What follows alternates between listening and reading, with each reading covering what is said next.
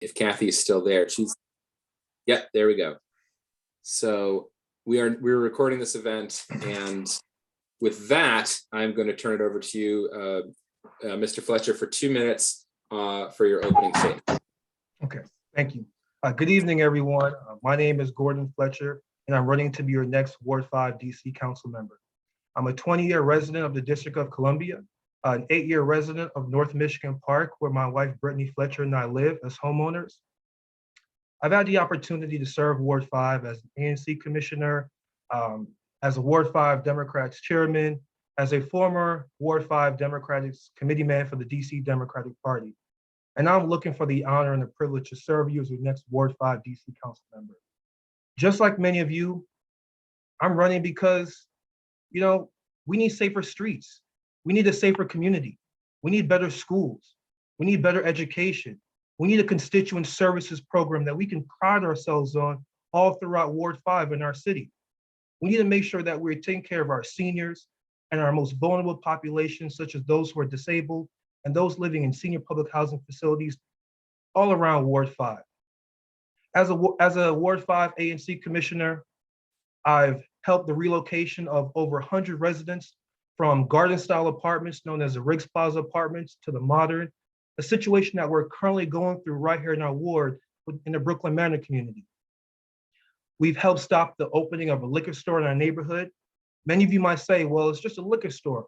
However, a liquor store is something we don't need in North Michigan Park or in many places in Ward 5 anymore. We need other kind of businesses, such as pharmacies, grocery stores, nice eateries for our young families, and for older residents and everyone in between. During my third term as an ANC commissioner with our community, we helped bring back the Orange Hat Patrol, an old version of our community policing with a modern twist. We connected OAG, DDOT, various agencies. And we also installed many speed bumps and speed humps to help traffic safety, pedestrian safety. As your Ward 5 Democrats chairman, I had the privilege to work together with the most diverse organization we've ever had. And that's very important because we have the most diverse ward we've ever had. So I'm ready to help unify us and take us to greater heights together for this election. Time's up. Gordon.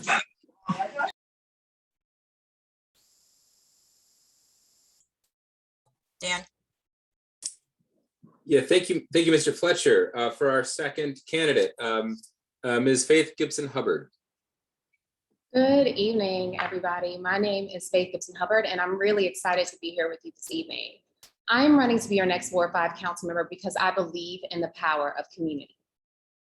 When it was time for my husband Andrew and I to start our own family, we knew we wanted to be in a place where we could see reflections of ourselves, feel a sense of belonging, and raise our children around people with strong community values. We found all of that here in Ward 5.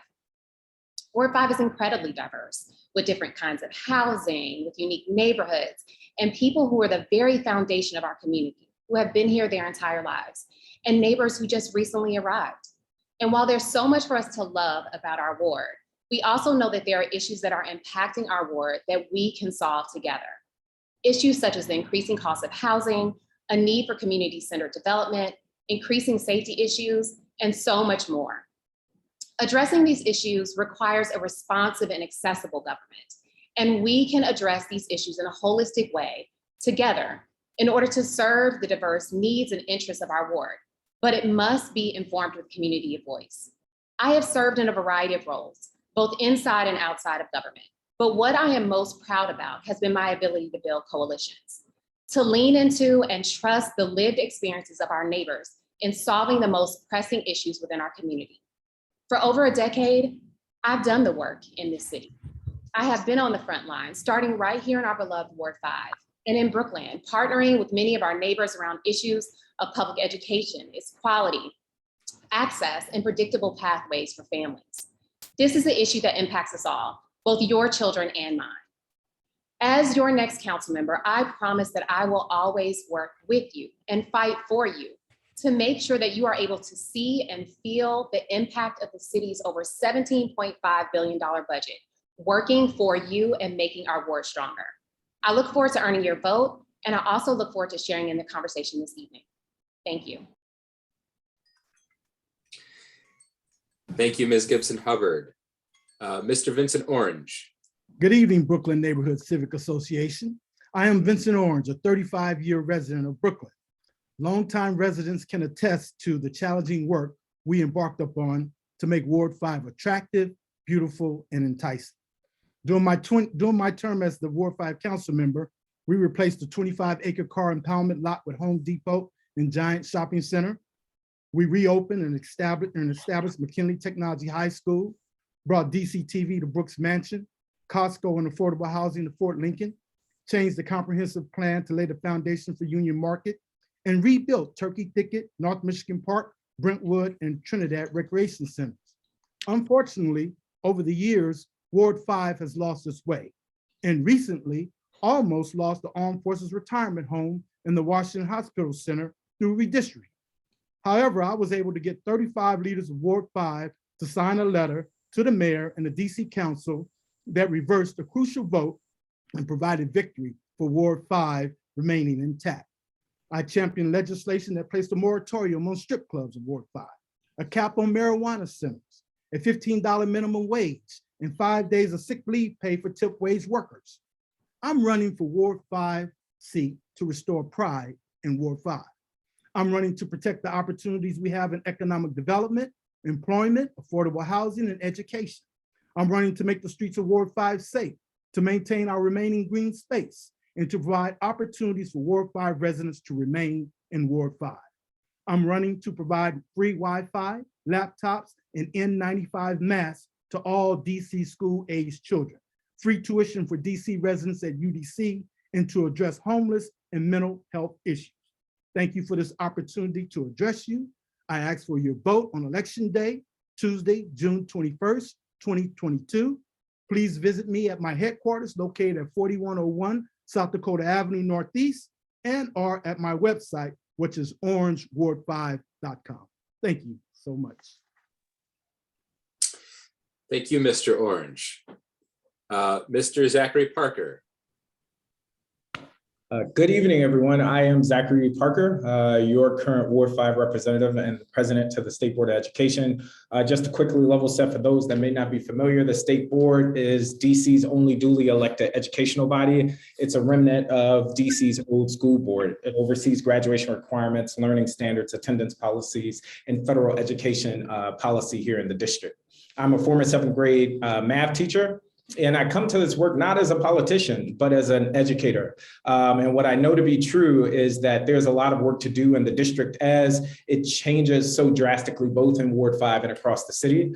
I have family that has called DC and Brooklyn home for generations, several of whom now live in Oxon Hill, Maryland, because they were displaced like tens of thousands of other Native Washingtonians. I come to this public service, but this work in general, carrying all of my life experiences, including those of my brothers. I share it often. I'm the youngest of 3 children born to my parents, same household, same family. They were married when they were 18, but my life looks very different than my oldest brother's. My oldest brother works 40+ hours a week, barely makes ends meet. He doesn't have health insurance. And even though we shared the same household and values, the difference was the education that we were afforded. My middle brother struggled his entire life with chronic kidney failure and ultimately passed away in 2016. And what those 2 experiences tell me is that it's not about one's worthiness, but it's about the systems that operate at our highest levels of government that create a system of have and have nots. I also bring to this work my experience on the state board, where I've been given a front row seat to the many challenges communities across Ward 5 face, undeserving oftentimes for their life. I'm proud to have been endorsed by Attorney General Carl Racine, and I'm proud of the work that I've been able to do on the state board with neighbors, including the Brooklyn Civic Association, as you recall. Family, staff. Time's up. Oh, And then the that's, last thing has well, to do I look forward to tonight's discussion. Thank you, Mr. Parker. And just a reminder to please keep yourself on mute if you're not speaking. Thank you for those opening statements. So that brings us to the second part of tonight's event, where we are going to go through 4 predetermined questions that Brooklyn Civic developed. We did share these in advance with the candidates, and so they've had a chance to prepare and think about these. So we look forward to hearing their thoughts. The way we're, in order to kind of give everybody an equal turn in the first and last positions, we're going to rotate the order of candidates with each question. And we're going to again do 2 minutes per candidate per question. So our first question to the candidates is regarding development. I see Mr. Fletcher, you have your hand up. Do you have a question? Yes, just a point of clarification. Can we potentially get a 10-second warning or something to that effect to know that we are about to run out of time? I think all the candidates here would appreciate something like that. If not, it's okay. Just wondering. If I pin myself and wave my hand, would you see me? Hey, that's better than nothing, Kathy. Thank you very much. I think we all can appreciate that. Okay, so look for a hand up from Kathy at the. I think maybe you have to pin me. You each have to pin me, but no, I can pin. They would have to pin you to their screen. Yeah. Sorry. Okay. You, just by virtue of being active, you may stay up in the front, but the money's been put back in my account. So right now it's on. Okay. Again, please keep yourself on mute. Thank you. Should we go ahead and get started, Kathy? Yes. Yeah, go Again, ahead. we have a lot of folks on this event tonight, close to 100. So just a reminder, again, please be sure to keep yourself on mute. Thank you. Okay, the first question, and Ms. Gibson Hubbard will go first, then Mr. Orange, then Mr. Parker, and then Mr. Fletcher. So the first question is, the comprehensive plan process revealed the extraordinary development pressure facing Ward 5 and Brooklyn in particular, from Howard East Campus to the Franciscan Monastery to Brooklyn Manor and many other sites. Thinking about the Brooklyn neighborhood, how would you balance development pressure with protecting and expanding affordable, family-oriented housing and also conserving green space? What role would you play as a council member when these critical issues arise? And what role do you think the DC Council should play? Ms. Gibson Hubbard. Thank you for that question. And as I was preparing for this question, I thought a lot about what I love most about my neighborhood. And while I live in Woodridge, there are so many similar characteristics to Brookland that made me love the neighborhood. I remember coming to see our house for the first time and driving up Rhode Island Avenue and seeing the potential for storefronts to be utilized and knowing that there was going to be development at that time on New York Avenue, which we have yet to see in many ways. But there was so much that I loved. I saw people walking their dogs. I saw people playing with their children. And the front yard and backyard that we have in the green space was what really drew us to our neighborhood and has drawn most of us to our neighborhood. And while we know the comprehensive plan has many goals, it is a document. It is a piece of paper that we as residents have the right to breathe life into, to inform, and to shape in order to preserve our communities in the ways that we know we want them to be preserved. If the pandemic has taught us nothing, it's that green space is supremely important. I have 2 young children, and our green space and our community has saved us during this time. But it also makes our community beautiful. And so as a council member, the role that you should play is bringing people to the table, making sure that as we are planning for the comprehensive plan, not just when it's happening, but all the way up, that we are working together to make sure that we are able to inform what we want our community to look like, ensuring that we are preserving the characteristics of our community, that we are advancing equity. We know that we need affordable housing. I moved to this community with my husband and at a time when you could actually still afford a house on one income. When we had, a diverse community of people who could live here, but we also know that if you are not careful, people will become displaced. And so preserving the characteristics of our community, Addressing the needs that the community has said that we have for grocery stores, for housing, has to be a priority. And that is the responsibility of a council member and the council. Thank you. Mr. Orange. It is my job to anticipate and be prepared for the pressures of the comprehensive plan and the redistricting process. I will protect and expand affordable, family-oriented housing and preserve green space. We have a tremendous amount of industrial land that lends itself to placing undesirable projects. Thus, we must plan and present alternative uses. For example, the city was looking to bring Home Depot to DC, but they were looking in Ward 3. I convinced Mayor Williams to locate in Ward 5 at the 25-acre car impoundment lot. There was significant talk of building a new jail at Fort Lincoln and turning Brooks Mansion into a Metro jail holding facility. However, Costco was looking for a location in DC, and we proposed and secured Fort Lincoln. I visited DCTV in Ward 2, which was in the basement of an apartment complex. I indicated that Ward 5's Brooks Mansion was the location for DCTV, secured the move, and funding for the renovations. I changed the comprehensive plan and laid the foundation for Union Market. The point here is we must plan to succeed. I worked with Brooklyn Manor and Minnie Elliott to bring the shopping center to Ward 5, renovate Brentwood Recreation Center, and created jobs. Our key partner was Trinity College President Pat McGuire, who allowed me to host economic development, planning, crime, and public safety summits. Howard Campus East and Franciscan Monastery are in my neighborhood, and we will be involved in preserving green space.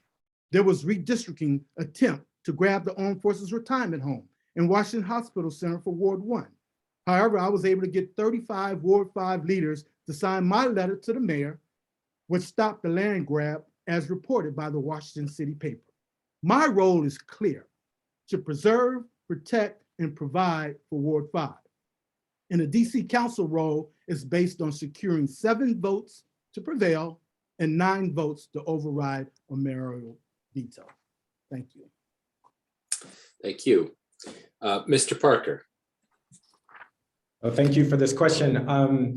DC is facing an affordable housing crisis, and communities like Brookland is no exception to that. And as a council member, there are several resources available to you. One that I would explore is working closely with the neighborhood to make sure that we're amplifying the desires and the needs of that community so that solutions are happening with the community versus to the community. Secondly, through the comp plan, exploring small area plans. And so thinking of a comp plan on a micro level that can carve out green space, but that can also make sure that we're targeting and pinpointing where affordable housing development will happen throughout Brooklyn and other communities in and around Ward 5. Connected to the development piece, though, is more than just the technical housing or the development of a building. We also need to think of the consequences that come along with that, including traffic, including parking, including additional individuals in a community, and how that is going to either harm or contribute to the community value. I also, as a council member, would advocate for setting more ambitious affordable housing targets. Right now, Ward 5 is shy of our 15% target. The city Urban Institute said that as a city, we could be pushing for is up to 50,000 affordable housing units. So when I think about my own family that has been displaced from the only city that some of them have only known, I think there's a lot more that we need to do. But lastly, I would work with ANCs and civic associations like the Brooklyn Civic Association, making sure that ANCs have access to resources from the Office of Planning to make sure that they are able to negotiate inputs and negotiate community land agreements that make sure that it's a win-win both for the community, but for the many residents that want to call a neighborhood like Brooklyn home. So thank you again for that question. Thank you. And Mr. Fletcher. Thank you. Protecting and preserving affordable housing in Ward 5 is critical to me. And as your next Ward 5 council member, it'll be critical to our staff. For this question, this goes right into the heart of my work as an ANC commissioner for over 3 terms. I would start right there. I would make sure that I would bring developers, ANCs, to the table, community members, because ANCs have something called great weight. And developers have to go through ANCs first and foremost when they want to develop. And so by bringing ANCs to the table, and by me as a 3-term ANC commissioner, understanding the mechanisms and the roles of an ANC commissioner in this role, that's how I would be on the spot. As an ANC commissioner, during the last comprehensive plan review, which is a very important document that guides our city, our ANC, ANC 5A, which is led by Ronnie Edwards, had 4 community meetings around the comprehensive plan, because it's very important that we get your voice, get your input as residents and members of the community. I would make sure that we have this streamlined all throughout Ward 5, because we have a unique political system that we do not utilize nearly as much. Next, we have to focus on what we call a step-down approach. Within a 1-mile radius of a metro station, that's where our most densely should be. We have a very intergenerational community. We have young families, we have young adults, all the way to older residents. So we need to make sure that we're making Ward 5 a place where anyone can live in Ward 5 without risk or fear of displacement.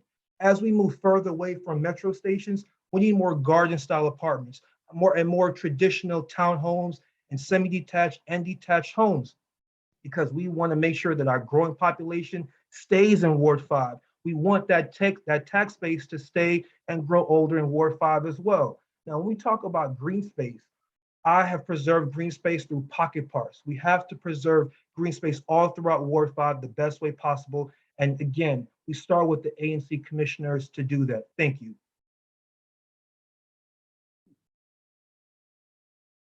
Thank you. And before we go to the second question of 4, I do want to again remind folks, we are going to, at a third part of the event, take questions from the audience. But the way we're going to do that is that you will need to email, or excuse me, not email, direct message Kathy through the chat function. So in the chat function, you can select who you're sending a message to. Send your message to Kathy Jackert, who's helping us coordinate this, and she will gather those questions for the third part. Let's move on to the second question. Brookland has seen a dramatic increase in traffic safety issues lately, including bicyclist fatalities in the past year at the intersection of Michigan Avenue and 10th and at 14th and Irving. Heavy truck traffic, speeding, reckless driving, all of this is occurring on many of our streets in Brooklyn, and many people in Brooklyn are very upset about this and are demanding something be done about it.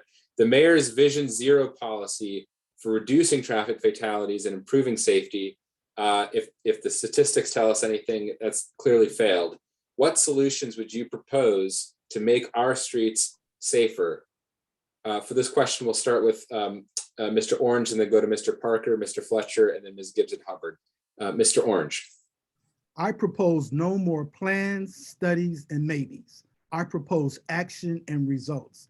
I propose passing legislation entitled Walk Without Worry Amendment Act, which will standardize the design and installation of continuous sidewalks and raised crosswalks and intersections, and the Safe Routes to School Expansion Regulation Amendment Act, which requires a traffic signal or all-way stop at every intersection within a quarter mile of a school. As your Ward 5 council member, I will rejoin the National League of Cities and embark upon 7 ways to step up for pedestrian safety, which are 1, crosswalk visibility enhancements, 2, road diets, 3, raised crosswalks, 4, pedestrian refuge islands, 5, rectangular rapid flashing beacons, 6, pedestrian hybrid beacons, and 7, leading pedestrians intervals.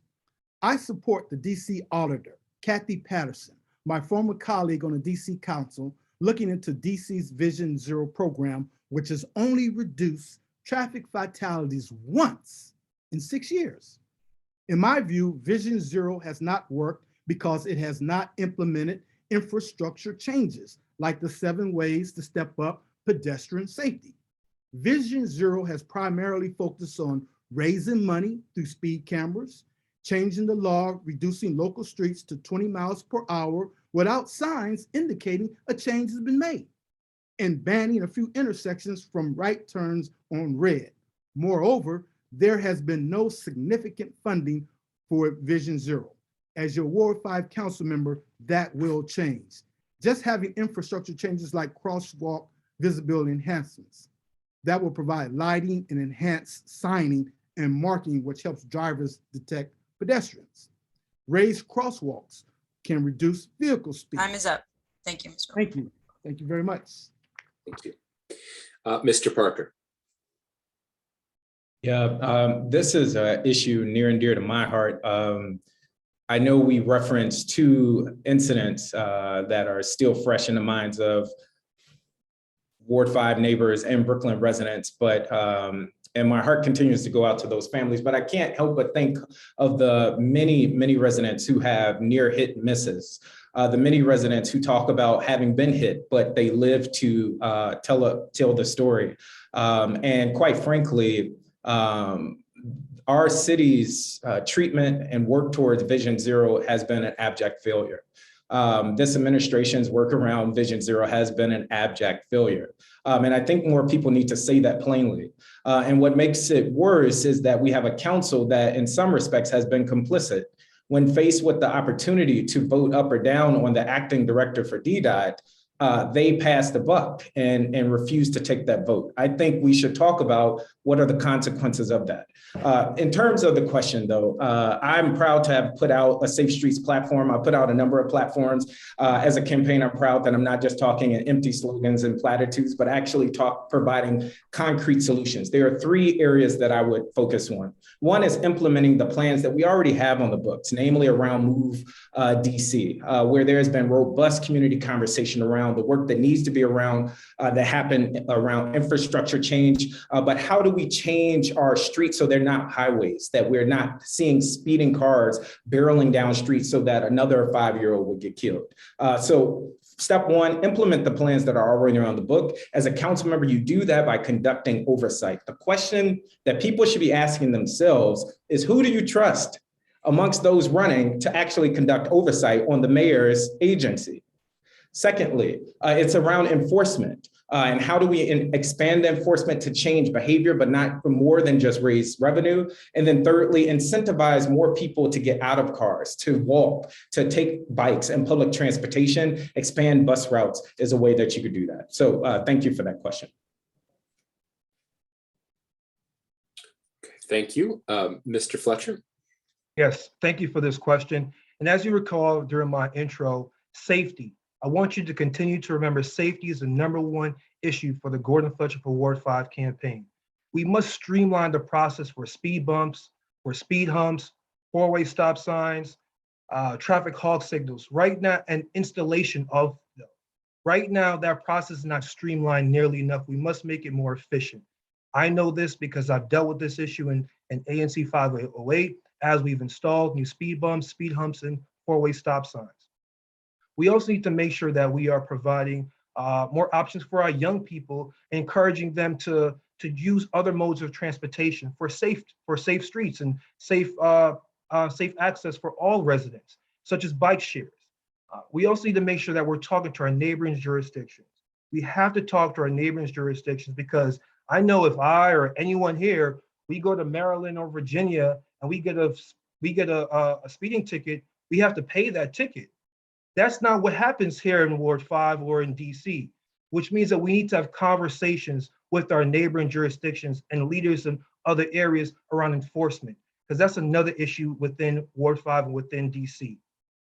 Next, we have to make sure that we're providing more bike lanes, just all around Ward 5, especially near schools. We have to make sure that we're protecting our children. And my heart goes out to families such as the family of Allison Hart and so many that have lost lives of loved ones due to traffic fatalities.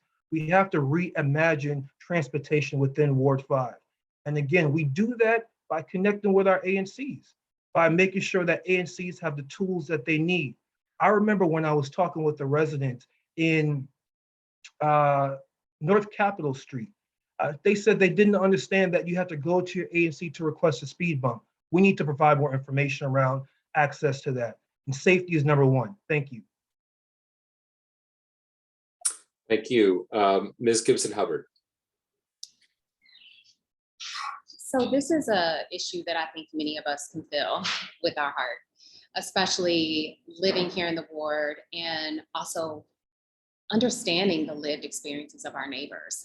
And also as a mom, I feel completely devastated every time that I think about the fear that many parents live with each day as their children leave out of their homes, or many of our neighbors who are just trying to get to and from work in a variety of different ways, fear for their lives because of the aging infrastructure that we have.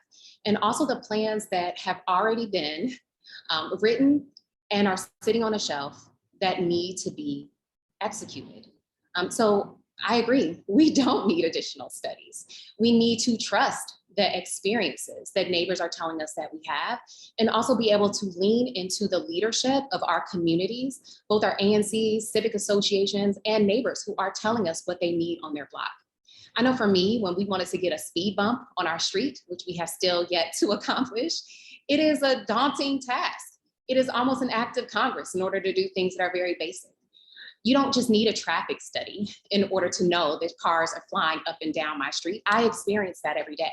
I keep my children from playing in our front yard because it worries me that people, the type of aggression that I feel when I'm moving throughout the city, so many other people feel. So we know what our community needs. We know that the infrastructure is aging. We know where the priorities need to go. And so now is the time to act on it. But Vision Zero or Move DC or Complete Streets or whatever else it might be has to be community led and continue to be community informed. This is where coalition building comes in again. I have knocked on doors and talked to ANC commissioners who I have seen do work to tell the city what their neighborhood needs.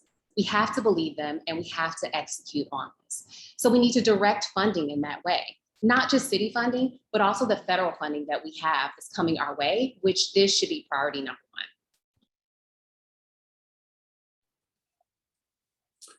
one. Okay, thank you all. Thank you, Ms. Gibson Hubbard. Moving on to our third question. Violent crime, including homicides, armed robbery, and gunfire incidents continues to plague Brooklyn and our surrounding communities in Ward 5. At the same time, DC and the rest of the country continue to debate the appropriate role of police and the issue of over-policing, particularly in Black and Brown communities. With that in mind, our question is, when a shooting happens in Brooklyn, how will you respond? We'll go with Mr. Parker first, then Mr. Fletcher, then Ms. Gibson Hubbard, then Mr. Orange. So Mr. Parker.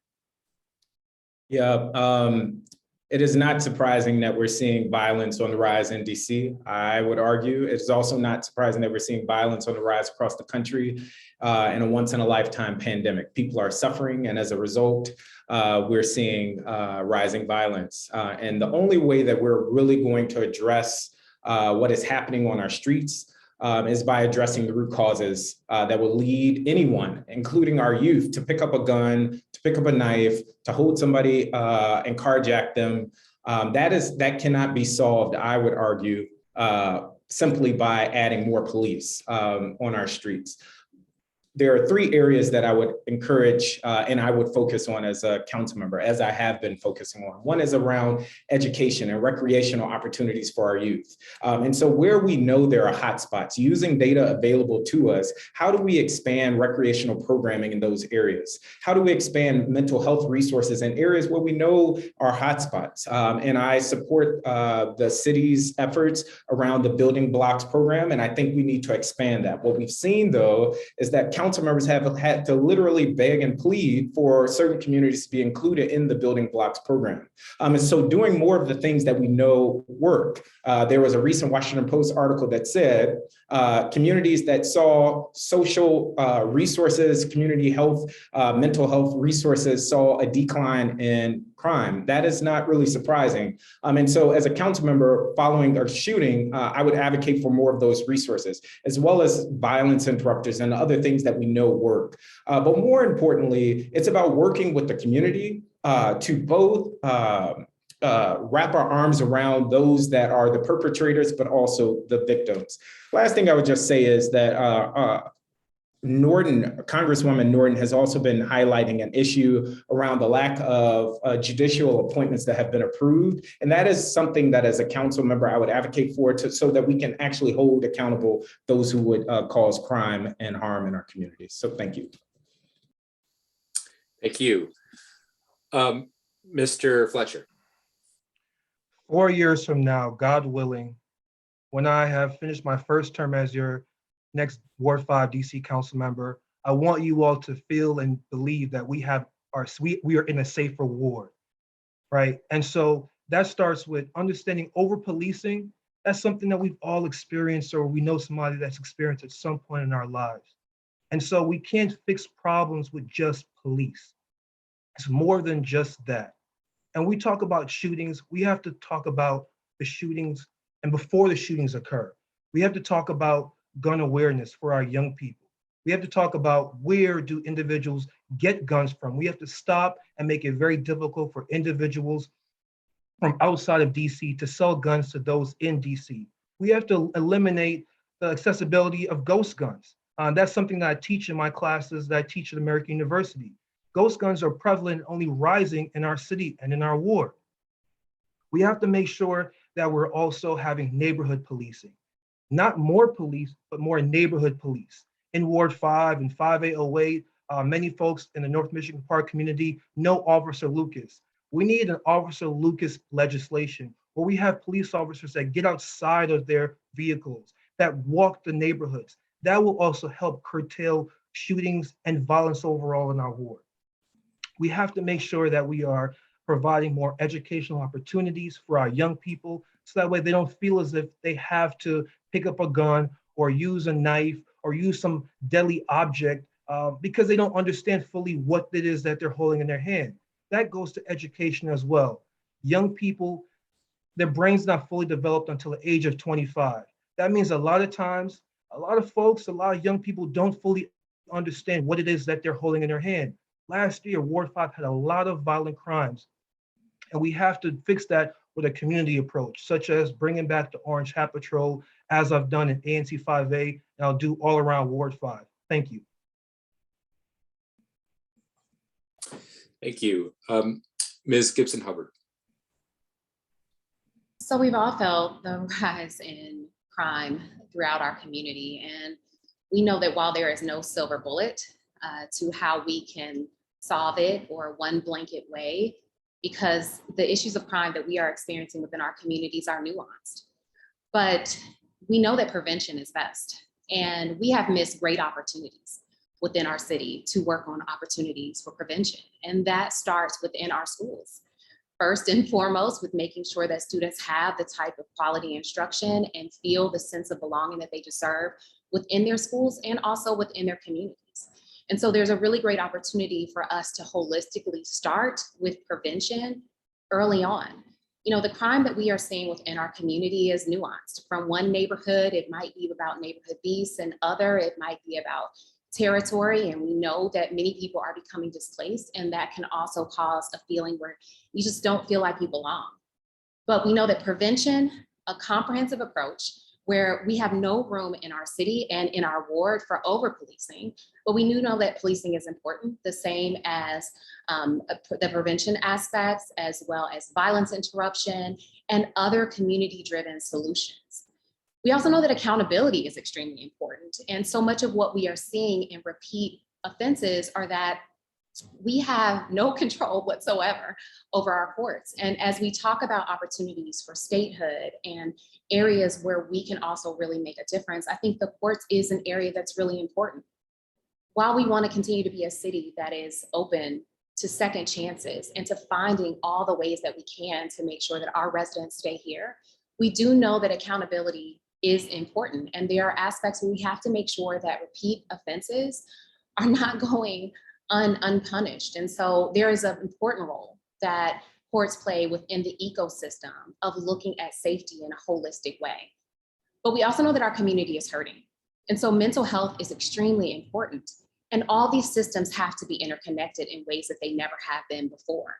So even when you're talking about young children and learning how to handle and deal with emotions, dealing with the root causes of poverty, which we know that there are vast inequities within our city that we have yet to address. And now we are starting to see the manifestations of areas that we have not invested nor paid the kind of attention that we need to. So we have to have a comprehensive ecosystem in order to address the issues that we are seeing right now within our ward, within the city, and across the nation. And so I would say that the approaches are around prevention, a comprehensive approach, and making sure that there is accountability, but also that there is an ecosystem that is well-funded and well-resourced and well-connected within our community for us to start seeing a difference. Thank you. Mr. Orange. Yes, there is a debate on defunding the police. However, I do not support the concept of defunding the police. I support ensuring making our police efficient and effective through training and aggressive oversight. I support a comprehensive evaluation of MPD from top to bottom and ascertaining what is right, what needs fixing, and fixing it. I believe in law and order, liberty and justice for all, equal rights under the law, and love for all humankind. I am an attorney and an officer of the court in good standing. I expect, demand, and desire that all government officials serving the public are in good standing and conduct themselves appropriately and lawfully. With that being said, we have work to do in Ward 5. Now, the question presented here is, when a shooting happens in Brooklyn, how will you respond? I think the question should be, what would you do to prevent shootings from occurring in Brooklyn? However, let me answer the question as presented. When a shooting happens, I will gather all the facts to ascertain what happened. If there are victims, I will reach out to the victim and/or the victim's family to offer government assistance. I will try to ascertain why the shooting happened and whether it could have been prevented. I will look to see if community policing, violence interrupters, or community leaders with the appropriate support and funding could have prevented the shooting.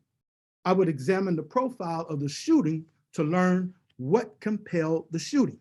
I would look to see if education, employment, housing, domestic abuse, or mental health issues played a role in the shooting. Finally, I would engage in a self-examination to see if I, as a legislator and a public servant, can offer legislation, funding for a program, initiate a new program, or examine the failure of a government agency to address the impetus for this shooting and the prevention thereof. The shooting shall serve as the impetus for preventing any more shootings in Brooklyn and throughout Ward 5.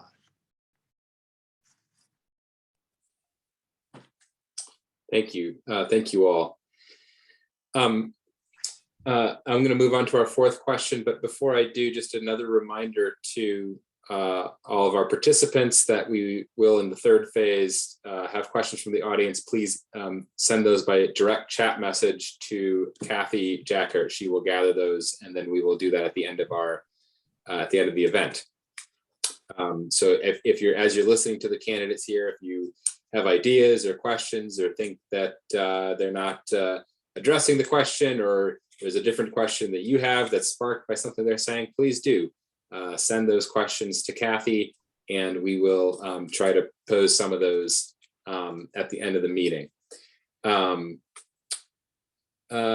So moving on to our fourth question, which relates to education.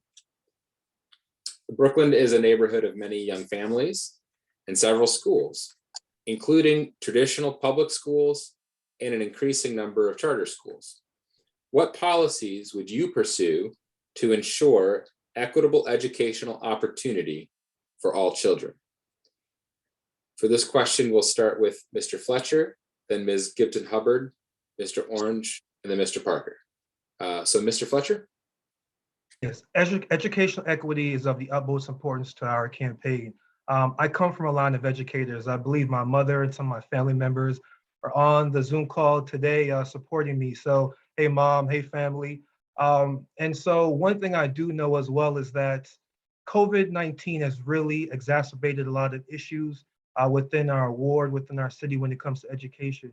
Just yesterday, I was talking with a resident of my ANC, and she was talking about how she was very nervous about sending her children back to school because, Omicron variant is rampant. So we need to make sure we have a hybrid approach to our educational system. We have to make sure that we promote that our neighborhood schools are our best options and not the last resort. And that means that we have to focus on our children at an early age. We have to assess them early on, academically, emotionally, to make sure that they are where they need to be. If they are above average, let's put them in the right school for that. If they are below average, for whatever the reason is, we've identified the problem early, which means that we can solve it. Me, I'm not sure many of you know, but I had a stuttering problem when I was very young. My mother, my family, we focused on it early on. And over time, I was able to overcome it and understand it and work within it. The same thing we can do for our children. We also need to make sure that our children have the resources they need. When I'm talking about resources, I'm talking about air quality because of COVID. I'm talking about electricity for a modern educational system. Do you have the proper electricity for computers and for TVs and monitors and things of that nature to make sure our children have the opportunity to receive the best education possible? Are our buildings, many of our DCPS buildings are in older buildings. And so we need to make sure that we are housing our students in the best buildings possible. Something else I'm very proud of when we talk about education, we have a growing ward. And we want to make sure we keep our young families in Ward 5 and not moving to Virginia or Maryland. So let's start conversations around opening and bringing a new high school to Ward 5 and a new middle school to Ward 5 as well, because education is of the utmost importance. Thank you very much. Thank you. Ms. Gibson Hubbard. So I feel this this particular question so deeply. And again, I remember when my husband and I chose to make Ward 5 our home and loved it because of the community feel and because of so many people who had raised their families here and their children talked about the pathways that they had followed through public schools within Ward 5. And I am an educator by training and love the time that I spent in the classroom as a middle school teacher, but never felt more afraid of education than when I had my own children. And I remember being pregnant with my son, and I knew a lot about the schools within our ward, and I had not really thought very much about what early childhood and what early learning would be like.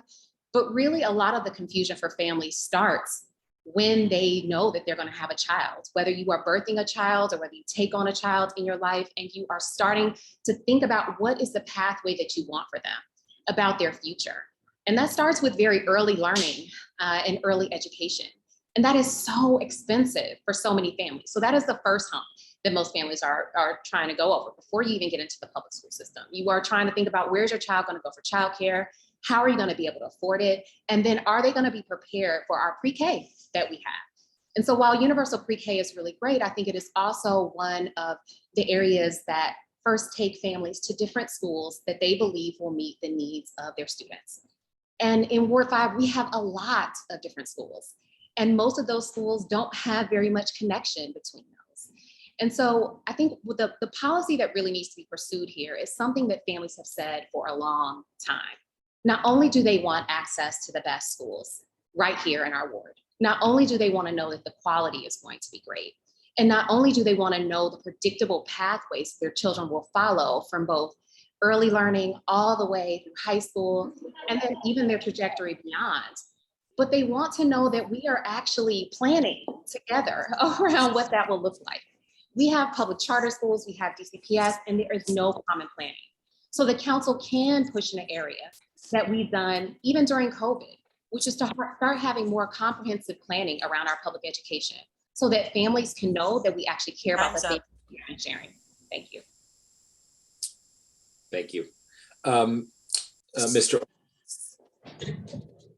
To ensure equitable educational opportunity mandates that each child has a laptop, free access to the internet, N95 masks, COVID testing kits, and the flexibility to learn in the classroom or at home. Due to an uncontrollable virus, we must prepare for the worst and hope for the best. I support the Birth to 3 initiative. 3-year-old children must be prepared for early childhood education and by age 5, ready to commence the journey to read independently and able to add, subtract, multiply, and divide upon entering the 4th grade. This foundation will allow children to make the transition from elementary school to middle school and graduate from high school. Years ago, when children appeared on Fox Morning News in the month of May complaining about not having books, I authored legislation that required books to be received by the 2nd week of the school year. I work with the State Board of Education to ensure GED graduates receive high school diplomas. Representing Gallaudet University, I authored legislation that recognized American Sign Language.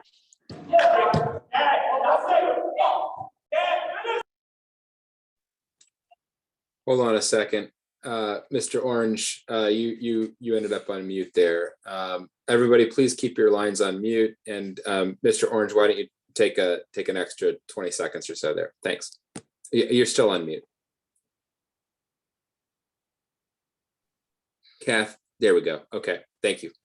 Okay, as I said, I led the effort to reopen and establish McKinley Technology High School, which received President Obama's Blue Excellence Award because the students were 90% proficient in mathematics and reading. I supported renovations at Noyes Elementary School, where my spouse was the reading specialist and the scores were off the charts.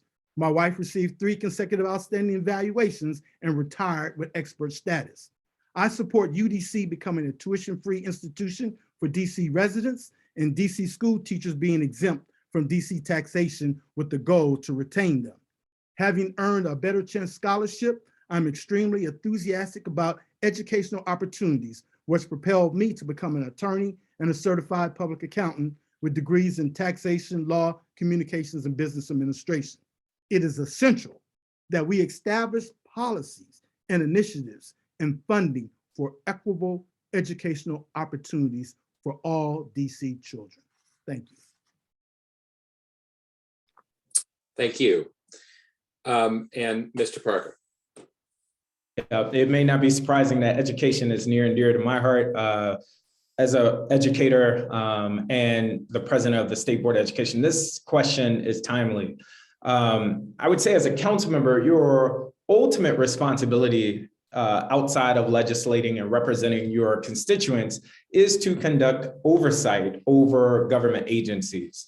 And I think about opening schools during this pandemic and the promises that were repeatedly made to parents that were broken. Our parents were promised that schools would be ready on day 1, and so many of them, including in Ward 5, were not. HVAC systems are still not fully operational in all of our schools. Not all of our schools had the resources that parents were promised. I think about what's happening currently at McKinley and how there's a leadership change and parents are having to beg and plead for transparency in the selection process of who's going to be the next principal of that school. So when I think about, as a council member, what needs to happen in terms of education, there are 3 buckets. One is making sure we have transparency in our system. And right now we have such limited transparency around not only where our dollars go, but how decisions are made. I think that is a result of our mayoral control system. Secondly, is making sure that educators and parents have ample voice and input and opportunity to shape legislation and what happens in our schools. That is being restricted daily. And then thirdly, making sure our schools have the resource and our students have the resources that they need. On that last part, I would just say we need to make sure that we focus on inputs as well as outputs. We have an output-driven system where we're focused on test scores and stars and everything else, but yet not all schools have librarians. Not all schools have the basic necessities and the inputs that would make sure all students have what they need. Secondly, we need to make sure our school as a state or wide system have the supports necessary through longitudinal coaching and support for school leaders and teachers. Thirdly, we need to make sure we honor and respect the work of teachers and school leaders. And then fourthly, we need to fund our schools equitably, which is still a crisis in DCPS to this day. Time's up. Thank you. Thank you. Okay, thank you. Thank you all. Appreciate all of your very thoughtful answers to the set of questions. Clearly, you all have given a lot of thought, and I appreciate your efforts in articulating your vision on those issues, all of which are, again, from BNCA's perspective, critically important for in Brooklyn in particular, but of course for Ward 5 as well. So the third phase of our event here, which we're going to go into, is an opportunity for the audience to ask some questions. We have gathered, I think Kathy indicates that we have 10 or so questions. I'm not sure we'll get to all of them. What I think we'll do is I'll have Kathy pose these. She will have done a little curating, I'm sure. And what we'll do is give each candidate 1 minute to answer each question. So we'll cut the time in half. You'll have 1 minute, and we'll just see where we get. We can probably do this for about 15 or 20 minutes. I do want to save a little bit of time at the end for an announcement or two. Thanks everybody for being on thus far, and let's see how this goes. So Kathy, if you're ready for the first question, why don't you go ahead and pose that. And by the way, I should say, we do want to make sure that all the candidates, I think, have an equal amount of time to answer. Maybe what we'll do is I will go in reverse order, back up the list of the predetermined questions, and we'll go that way. So this first question will go to Mr. Parker, then Mr. Orange, then Ms. Gibson Hubbard, and then Mr. Fletcher. So Kathy, why don't you go ahead?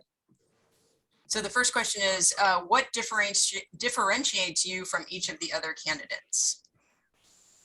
Great question. I'm the only current ward-wide elected official in the race. I think that's important because I know what's happening in many of the communities currently. Secondly, I am an educator by background and currently serve as the president of the State Board of Education, selected unanimously by my colleagues. Thirdly, I have led with substance and detail and plans and policy. I'm not talking in platitudes and promises. I'm actually laying out a plan that you can learn more at Zachary4ward5.com. And then lastly, my vision is around building healthy communities by holding our system and our government accountable and to the promise of good government. And so I am not interested in playing politics as usual. I think we need to disrupt the systems that have failed so many neighbors like those in Brooklyn.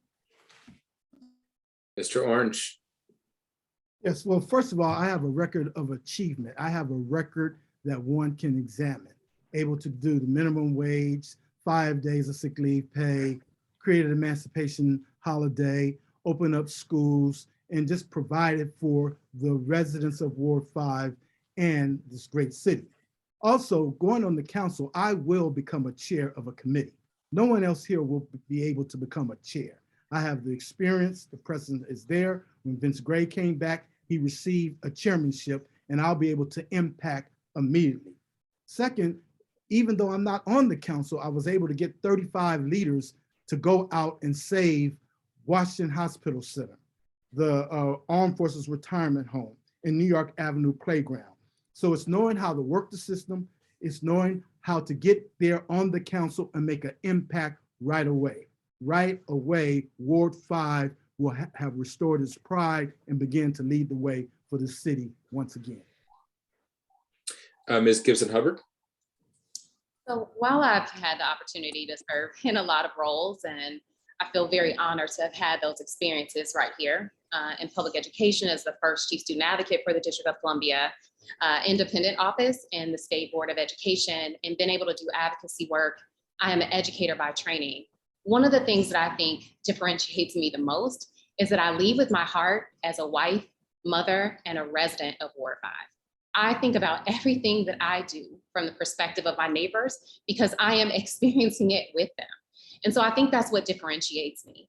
While I am so honored to have had the opportunities that I've had, being Colton and Emerson's mom and thinking about not only their trajectory, but their friends' trajectories, our neighbors, thinking about the things that my neighbors have shared with me, I think is what makes me different. And leading with your heart and your experience as a neighbor first is what's so important. So that is what makes me different. Mr. Fletcher. Yes, I am an independent voice. I've been an independent voice ever since my first run as ANC commissioner. I'm proud to say that I'm a champion of the people. And that is something that means so much to me. Just this past summer, as I ran for re-election for the Ward 5 Democrats, there were some individuals who I'm running against currently that supported another candidate. And with the people's support, with the people at the forefront, we were victorious. Not me, but we were victorious. My background, I was born in Jamaica.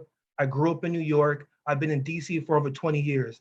I have the unique ability to connect with so many different individuals in a ward that is so diverse.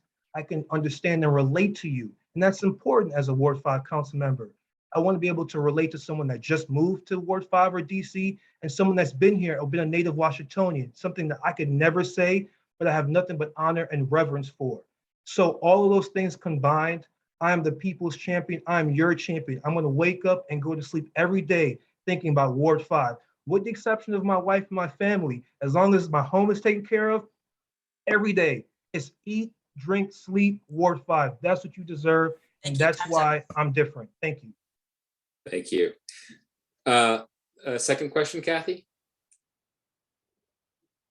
Okay, this question is, the current councilman works very actively with the Brooklyn Neighborhood Civic Association, which helps us as an organization help the community quickly. What are your positions on working closely with the BNCA? What a great question. Let's go in the order of Mr. Orange, Ms. Gibson Hubbard, Mr. Fletcher, and then Mr. Parker. So Mr. Orange. Yes, any success that I achieved in Ward 5 was working with the community. We brought Brooklyn, we brought all the neighbors together, brought them down to Trinity College where we planned, where we had economic development summits, crime summits, public safety summits. It was always at least 100 people gathered at Trinity, and we worked out all the economic development, and then the city followed. We worked out school renovations, how to reopen recreation centers, then the city followed. We were the ones that came up with $35 million at that time with infrastructure needs in Ward 5, and then the city followed. And in fact, it got to one point where the other wards were actually jealous because we had pride in Ward 5. We wore the Ward 5 lapel pins extremely proudly, and we worked together as a unit. So any success that I was able to achieve, it was through the citizens of Ward 5 and us working together as one. And I will do that with Brooklyn Neighborhood Civic Association like I've done before. I'm a 35-year resident of Brooklyn. Thank you. Ms. Gibson Hubbard. So true leadership has to include partnership and also being able to follow. And what we know is that civic associations, just like the Brooklyn Neighborhood Civic Association and so many across Ward 5, know what's going on in your individual communities. And you are the only ones who can lead finding the best solutions and ways for not just for your individual community, but for our entire ward. So I would be completely committed to continuing that working relationship and also seeing how we can work across neighborhoods, because many of our issues are the same. But I think both civic associations like yours and ANCs and even other informal groups are where you really know what's going on the ground and also how you can find a real way forward. So the wins that you mentioned are wins that can only continue with the relationship between council leadership and then also our neighbors every day. Thank you. Mr. Fletcher. I love this question. I love civic associations. I'll be glad and proud to work with the Brooklyn Neighborhood Civic Association. Years ago, when I first started my work in Ward 5, I had the opportunity to work with Lamont Riggs Citizens Association and North Michigan Park Civic Association. I'm proud to say that North Michigan Park Civic Association President Carmen Williams has support and endorsed our campaign. And Daniel, one of the things that the one conversation I had with you months and months ago, you talked about preserving history, preserving oral testimony. Well, just so you know, I took that idea and I told Carmen Williams at North Michigan Park, and we're going to do that here at North Michigan Park as well. That's what we can do. That's what we can do if I can become your next Ward 5 council member. Not just promote and advocate for the Brooklyn Neighborhood Civic Association, but then also connect you with other civic associations so that way we can build even more community and be a safer, even better ward together. I believe there's so much more we can do if we have the opportunity to do it together. ANC, civic associations.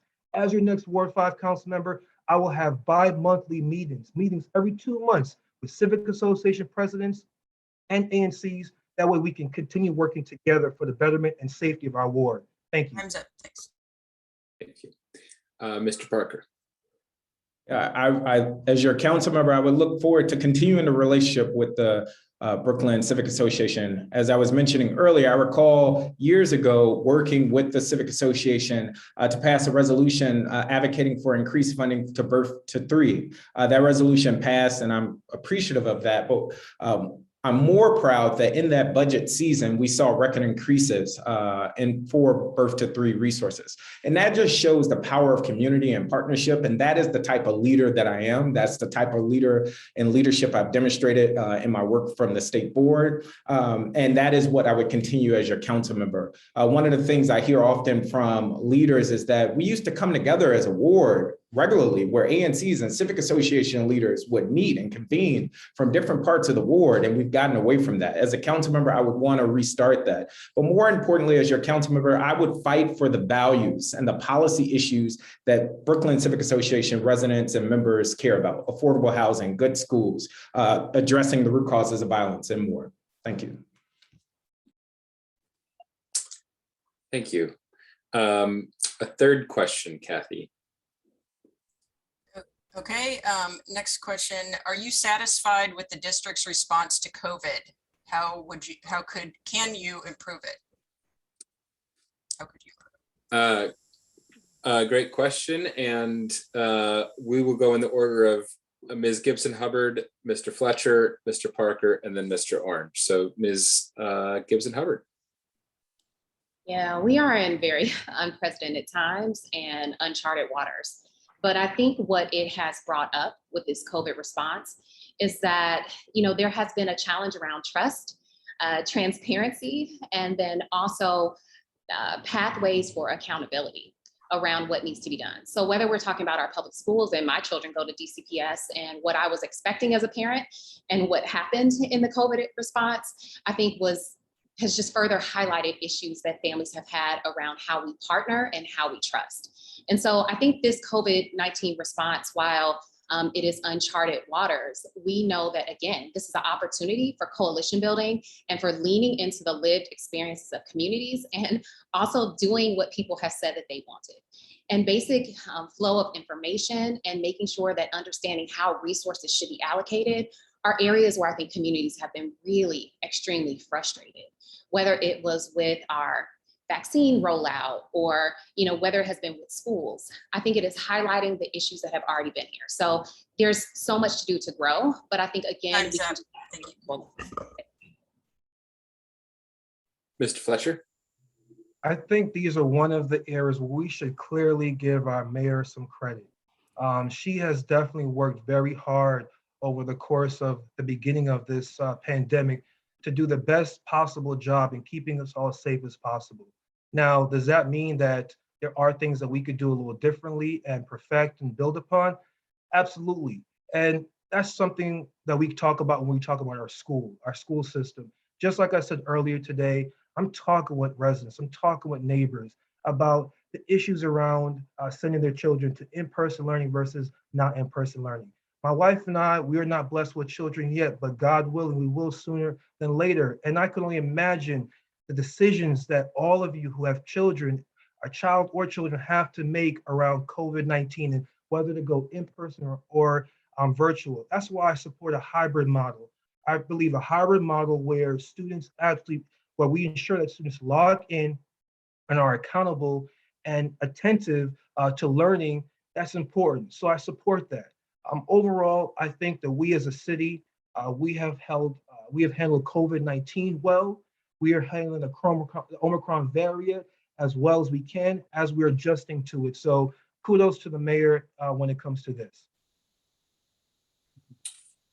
Thank you. Mr. Parker? Yeah, I will preface by saying that grace is offered to everyone making the very hard decisions day to day. Nobody prepared for a pandemic. That said, one of the reasons that prompted me to jump into the race ultimately is that I was literally dismayed at the onset of the pandemic at the rollout of vaccines and how information was being distributed. It was in part one of the reasons why I rolled up my sleeve working alongside neighbors across Ward 5 to help folk make a plan to get vaccinated. I'm proud that together over 3,000 neighbors Ward 5 neighbors made a plan to get vaccinated. And I believe several Brooklyn Civic Association members were a part of that outreach outreach. I think there needs to be several focus points moving forward. One, how do we protect workers? I've been advocating for teacher paid leave, and I'm glad that the city just implemented that. But more needs to be done to make sure we make and keep our workers whole. Secondly, how do we keep landlords and residents and renters whole? We need to make sure that no one loses their home as a result of this pandemic. We can use government resources and the millions of dollars that flowed into our city to make sure that happens. And then thirdly, making sure that we lead with science through clear communication and distribution of tests, vaccines, and information. Thank you. And Mr. Orange. No, I am not satisfied. We are a $20 billion government. It was just recently announced that we have a $576 million surplus, yet we cannot provide our children with laptops, free access to the internet, N95 masks, COVID testing kits, and the flexibility to learn in the classroom or at home. We have a $576 million surplus, yet people are being evicted from their homes. We have a $576 million surplus, and yet we are not providing services to encampments where we know that they need materials, that they need these kits, that they need these masks. So no, I'm not satisfied. What are we doing with those dollars? How is it that we winded up with a $576 million surplus, but we have all this misery, all this injury, and all this harm that is taking place to the residents of the District of Columbia? It is unacceptable, and we need a voice down at that council to raise these issues and make sure that we're spending those dollars to provide, protect our residents during this tough time and prepare for the worst and hope for the best. Okay, thank you all. I think we have time for maybe two more questions. Kathy, do you want to read another one? Maybe one real quick. This one is about the Howard University School of Divinity property, which is a potential site for development, which has pros and cons. Would you support the neighbor's request for a small area plan to ensure that the community input becomes binding policy? A very good question, very Brooklyn specific, but a great question. And let's go in the order of Mr. Fletcher, Mr. Parker, Mr. Orange, and Ms. Gibson Hubbard. So starting with Mr. Fletcher. Yes, I would absolutely do so. Community input is very valuable, especially at the ANC level when we're talking about development. The Howard Divinity School project is a project that focuses on green space, but it's also a project that we have to respect the neighbors and 200 footers. And we have to respect those that provide input and want their voices to be heard around what they want their neighborhood to be. However, this also requires a proper conversations between concerned residents such as 200 footers, as well as the developers, and which is the FLG Green Development Project, I believe, for Howard Divinity School. And so that requires conversation between both stakeholders over a period of time to make sure folks are really understanding what needs to happen in that community. A lot of times when it comes to development, the developers, they don't have connections with the community, with the ANC commissioners. And that's why we need to make sure we put the developers and the ANC commissioners together to have these conversations beforehand so community voices can be heard. Community input is valuable. Mr. Parker? Yes, I would support that. And I spoke to it earlier. I think community input is vital, but it also serves as a vehicle to hold developers and others accountable.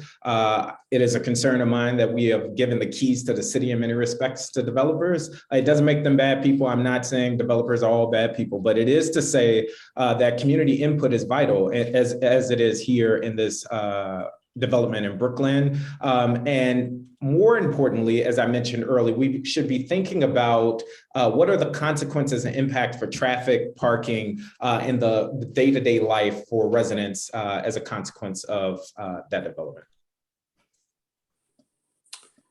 Thank you. Mr. Orange? I live directly across the street from Howard Campus East and down the block from Franciscan Monastery. So I am intimately concerned about what the potential development can be on that site. But I'm also in contact and will be in contact with others at Howard University to ascertain what is taking place. We know that Rashad Young, our former city administrator, is in charge, along with Joe Leonard, and Debbie Jarvis is there as well. It's my understanding the project has slowed down.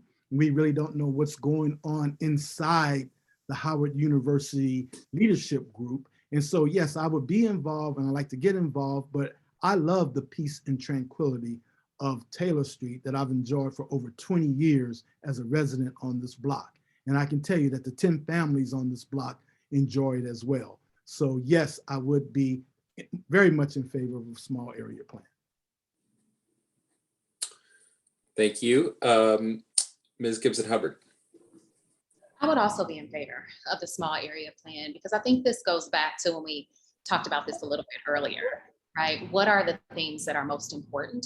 And when you move into a neighborhood, just like one of our colleagues just said, and you live across the street from this project, there are certain things that you come to enjoy and you appreciate about your community.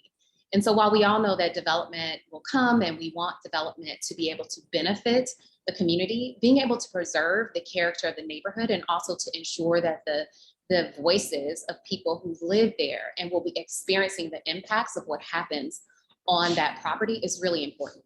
But this is a really great opportunity to really be able to open those lines of communication between the Divinity School, the developer, and the community around making sure that not only is the character and fabric of the community preserved, but that everyone has mutual benefit from what comes. And I believe that a small area plan can help with that. It can also continue to leave the lines of communication open as that project, continues to grow.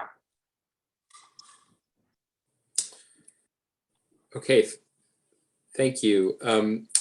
I think appreciate all those answers, and I think all of you are in support of a small area plan. So we look forward once any one of you are elected, we will look for that small area plan process. The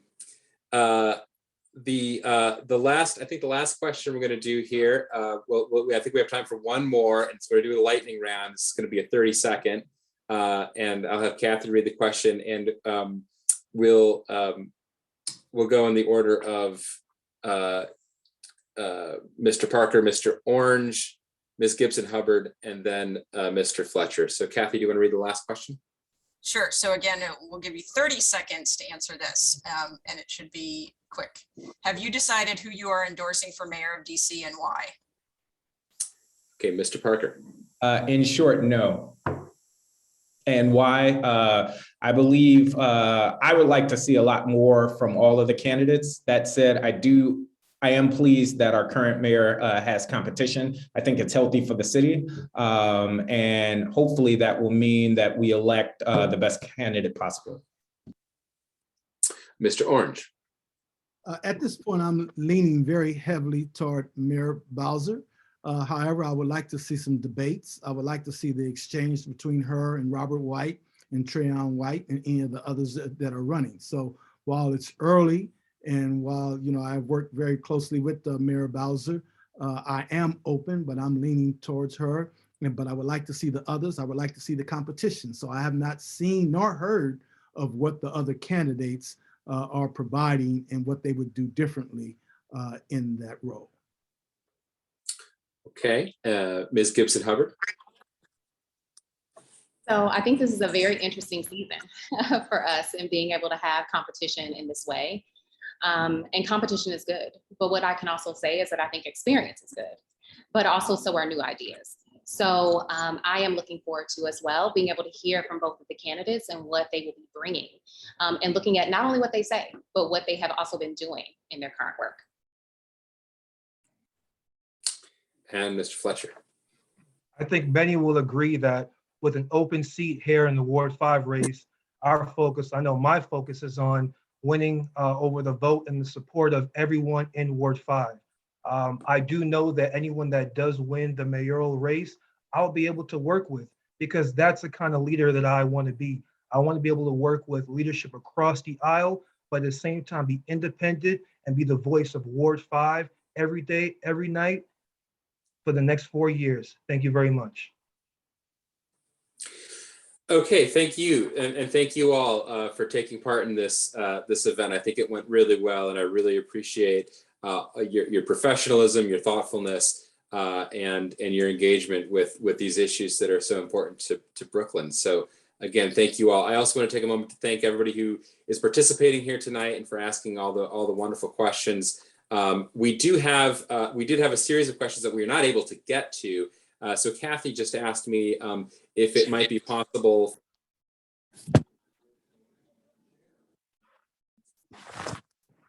Sorry, Dan, I accidentally muted you.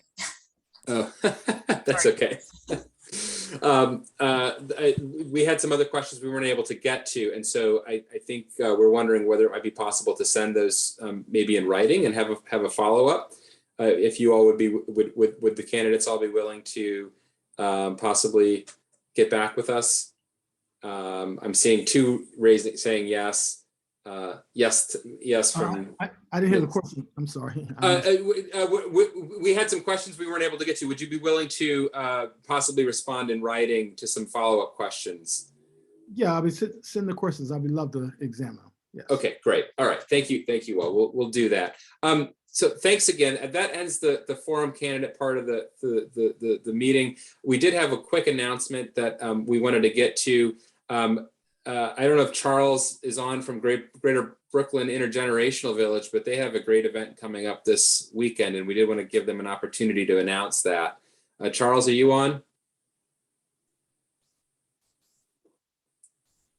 He may not Charles. be on. Okay. But it's the Great Chefs of Greater Brookland. It's celebrating the Greater Brooklyn Intergenerational Village's 2nd anniversary. It's this Saturday, January 2nd. Virtual on Zoom event 6:30 to 8 p.m. Cooking demonstration to celebrate the village. Chefs Alexandra Solomon and Saskia Sams Yaboa will take us on an international tour of tastes. And you can purchase tickets. I'll put the link. No, I don't know if I can put the link. Sorry. But in the Brookland listserv and other places, you can look for information on that. So please joining and supporting. Yeah, thank you, Kathy, for doing that. I did send out a note about that in my message. So you could find the link there too. I think it'll be a great event. It's a great fundraiser and it'll be a lot of fun. I got my tickets. So hopefully we'll see a bunch of you there on Saturday. And with that, I think that concludes our meeting and we'll see everybody again in February. So thanks again to all the candidates and everybody have a great evening. Thank you Hey, so David, much, everyone. will we have Thank you. access to the recording? Yes. Will we have access? Yes, we will post the recording online Okay, as soon as it's ready. Yeah. All right.